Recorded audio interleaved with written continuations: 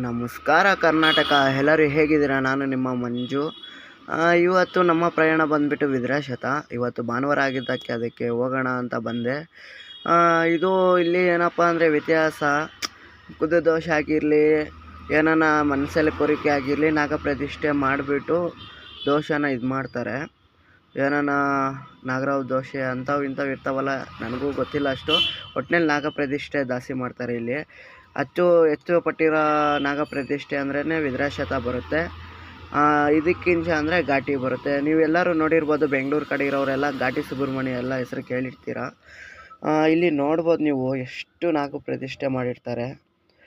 ಇದು ನಮ್ಮ ಗೌರಿಬಿದನೂರು ಹತ್ತಿರ ಲೊಕೇಟ್ ಆಗಿರುವ ವಿದ್ರಾಶತ. 14 ಕಿಲೋಮೀಟ್ರ್ ನಮ್ಮ ಗೌರಿಬಿದನೂರಿಂದ.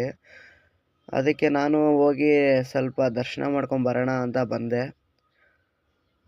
ಇನ್ನೊಂದೇನೆಂದರೆ ಸಬ್ಸ್ಕ್ರೈಬ್ ಮಾಡ್ಕೊಳ್ಳಿ. ನಮಸ್ಕಾರ.